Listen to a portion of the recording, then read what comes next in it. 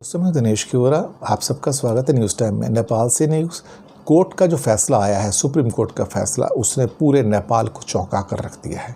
ख़ासतौर से केपी शर्मा ओली जो अभी 70 वर्ष के हुए हैं, उनकी बधाइयाँ आ रही थी और तभी उनको लग रहा था कि थोड़ा जश्न का माहौल है कि कहीं ना कहीं जो सुप्रीम कोर्ट का जो जजमेंट है वो उनके पक्ष में आएगा। और लोग भी यही सोच रहे थे कि वहाँ के जो चीफ जस्टिस हैं चोलेंद्र शमशेर जबरा, वो इस किस्म का फ़ैसला नहीं दे सकते, वो ओली के फेवर में ही फ़ैसला देंगे।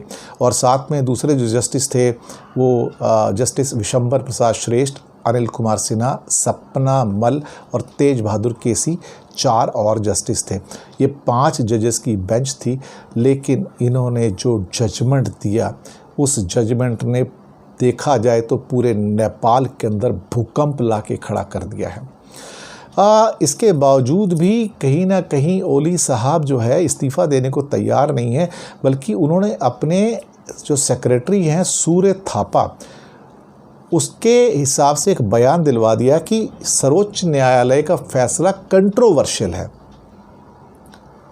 प्रधानमंत्री ओली सुप्रीम कोर्ट के जजमेंट के ऊपर कमेंट कर रहे हैं, यानी कि क्या उनके मन में कुछ ऐसा चल रहा है कि वो सुप्रीम कोर्ट का जजमेंट नहीं मानना चाहते हैं? अगर नहीं मानते हैं तो फिर शायद नेपाल के अंदर आने वाले दिनों में परिस्थितियां और ख़राब होंगी। और सुप्रीम कोर्ट ने 13 दिनों के अंदर संसद का सत्र बुलाने का निर्देश दिया है और उसमें सारे जो संविधान के अनुच्छेद वगैरह हैं सब बताए गए हैं। 275 मेंबर्स की ये प्रतिनिधि सभा है। मेजॉरिटी के लिए 138 मेंबर चाहिए और नेपाल कांग्रेस पार्टी के 174 मेंबर थे। ओली के खेमे में 81 सांसद हैं और प्रचंड दाहाल और नेपाल ग्रुप के पास 93 सांसद हैं। अब शायद नेपाली कांग्रेस का रोल इसमें बढ़ जाएगा, जिसके 63 वहाँ पर मेंबर्स हैं।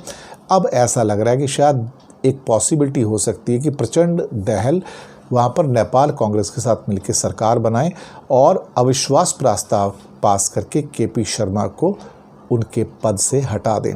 उसके इसी मामले में विद्या देवी भंडारी जो प्रेसिडेंट है, उनकी भी बहुत आलोचना आई है कि उन्होंने वही किया है जो उनको केपी शर्मा ओली कहते थे, यानी कि एक तरह से उन्होंने अपना इंडिपेंडेंट विजडम यूज़ नहीं किया और उनको ओली का ही करीबी माना जाता रहा है। तो बहुत सारी चीज़ें आई हैं, लेकिन फ़िलहाल सुप्रीम कोर्ट के इस जजमेंट ने भूकंप खड़ा कर दिया है नेपाल की राजनीति के अंदर। आने वाले दिनों में क्या होगा कह नहीं सकते।